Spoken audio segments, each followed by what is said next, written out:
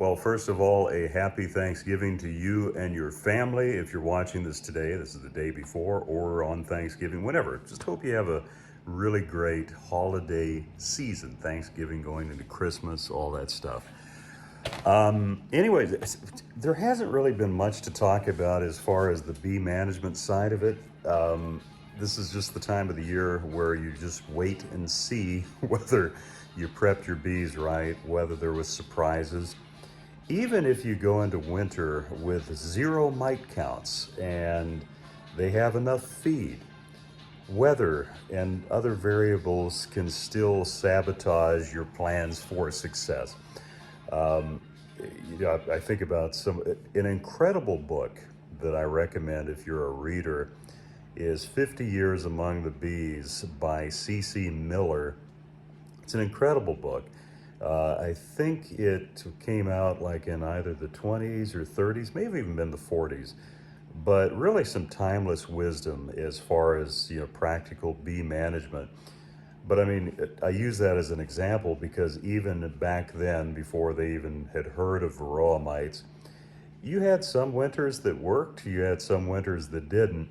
However, as a general rule, as long as you prep for mites, you fed them well, they had good nutrition, they didn't have other genetic or health issues going into winter, your chances are going to be good. But stuff happens. There's freak blizzards or cold snaps, warm snaps. Anyways, you get the whole point.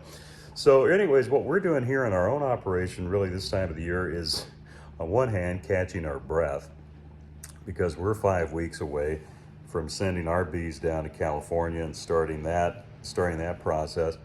And so on the commercial side, if you will, really we take this time to regroup, catch up with maintenance, just little projects around the warehouse or the operation that just weren't pressing but needed to be done, need to get done before we go into the next season. We're also working and kind of processing through a way of utilizing queen cells down in California after the almond pollination for increasing our own numbers down there.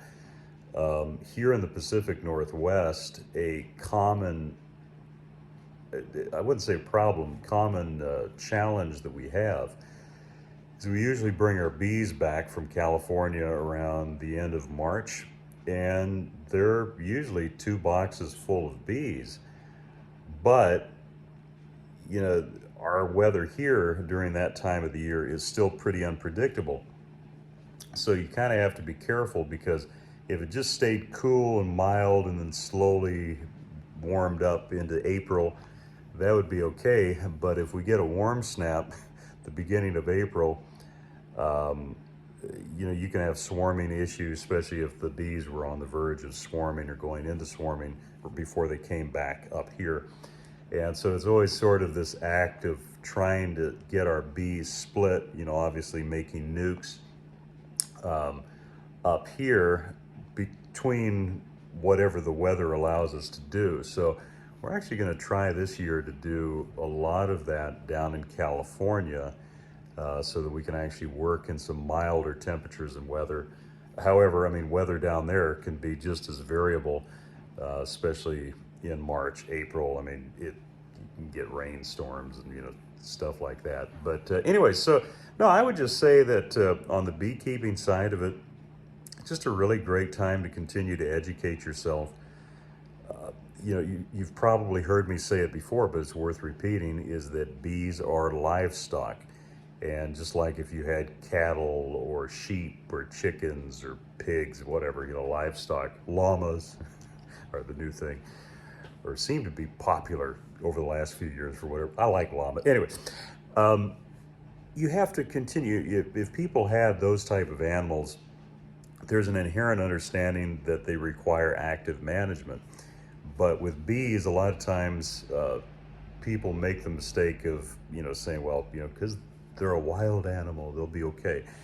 Well, maybe, in their original untouched genetics, when they were wild, they could, and they were obviously doing just fine without human intervention. But for the better or for the worse, that's a whole other discussion.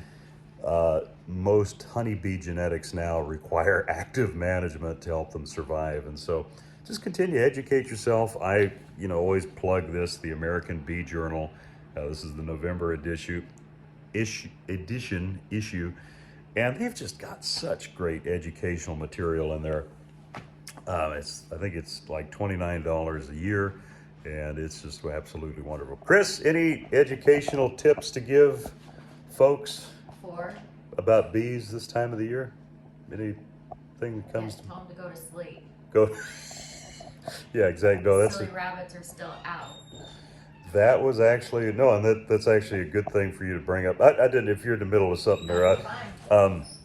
that is actually an issue that we had this fall, is because the temperatures were so much milder. We were going through a lot more feed, which is expensive than what we would like to see. But anyways, once again, have a great holiday season, a great Thanksgiving, and we'll catch you on the other side. Thank you again.